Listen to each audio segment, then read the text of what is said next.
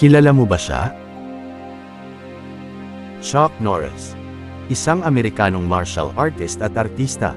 Siya ay isang black belter sa Tang Soo Do, Brazilian Jiu-Jitsu at Judo. Naglingkod sa United States Air Force bilang APO Air Police. Nanalo si Norris ng maraming martial arts championship at kalaunan itinatag ang kanyang sariling disiplina, ang Chun Kok Do. Si Norris ay ipinanganak sa Ryan, Oklahoma, noong ika-10 ng Marso taong 1940, kina Wilma Scarberry at Ray D. Norris, na isang sundalo ng US Army noong World War II, isa ring mekaniko, truck at bus driver. Si Norris ay mayroon ugat na Irish at Cherokee. Pinangalanan si Norris kay Carlos Berry, ministro ng kanyang ama. Siya ang pinakamatanda sa 3 magkakapatid, ang nakababatang 2 ay sina Willand at Aaron. Noong 16 si Norris, naghiwalay ang kanyang mga magulang at kalaunan ay lumipat sila ng tirahan sa Prairie Village, Kansas at pagkatapos ay sa Torrance, California kasama ang kanyang ina at mga kapatid. Noong 1958 pumasok siya sa United States Air Force bilang Air Policeman, AP, at ipinadala sa Osan Air Base sa South Korea. Doon nakuha ni Norris ang palayaw na Chok, at nagsimula ang kanyang pagsasanay sa Tang Soo Do. Isang interes na humantong sa pagiging black belter at ang pagkatatag ng Chun Kok Do. Matapos ma-discharge sa US Air Force siya ay may ranggo na Airman First Class. Kasunod ng kanyang paglilingkod sa militar, nag-apply siya na maging isang pulis sa Torrance, California. Habang nasa waiting list, binuksan niya ang isang martial arts studio doon.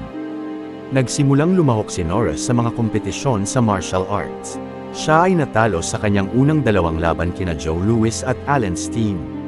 Natalo siya ng 3 laban sa International Karate Championships at kay Tony Tolliners. Taong 1967, nag-improve siya ng sapat at nakakuha ng mga tagumpay laban sa mga tulad ni Vic Moore.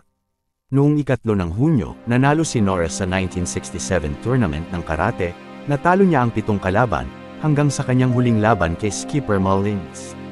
Siya ang idineklarang kampyon sa All-American Karate Championship. Sa Madison Square Garden, kinuha niya ang titulo mula kay Julio Lasal at tinalo si Joe Louis. Noong 1969, pinagtanggol ni Norris ang kanyang titulo bilang World Champion sa International Karate Championship. Kasama sa kompetisyon ang mga kampyon mula sa karamihan ng 50 estado pati na rin ang kalahating dusena mula sa ibang bansa na sumali para sa preliminaries. Napanatili ni Norris ang kanyang titulo at nanalo ng Karate's Triple Crown para sa pinakamaraming panalo sa tournament ng taon, nakuha rin niya ang Fighter of the Year Award ng Black Belt Magazine. Sinanay ni Norris ang mga kilalang celebrities at artista sa martial arts. Nagpatuloy siya na lumabas sa menor na papel sa spy film na The Wrecking Crew 1969. Inimbitahan siya ng kaibigan at kapwa martial artist na si Bruce Lee na gumanap bilang isa sa mga pangunahing kontrabida sa The Way of the Dragon noong 1972. Sa pelikulang ito nakita at nakilala ang isang Chuck Norris. Nang yumao ng maaga ang kaibigan niyang si Bruce Lee, at sa payo ng kaibigan at estudyante niyang si Steve McQueen na gumanap siya ng mga serious na papel. Dumagsa ang mga offer na pelikula ni Norris at karamihan dito ay mga blockbuster movies. Si Norris ay isang republikano at walang tigil na pagsasalita na konserbatibo. Siya rin ay isang kolumnista para sa WorldNet Daily. Sinabi niya na, "Ako ay isang konserbatibo, isang tunay na tagawagayway ng bandila, isang malaking tagahanga ni Ronald Reagan."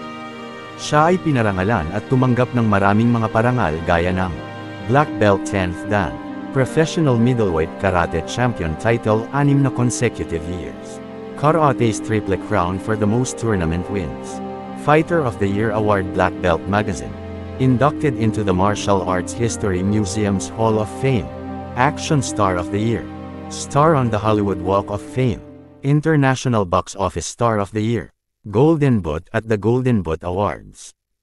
Ngayon, kilala mo na siya. Thank you for watching. Abangan ang susunod na ipakikilala ko sa inyo.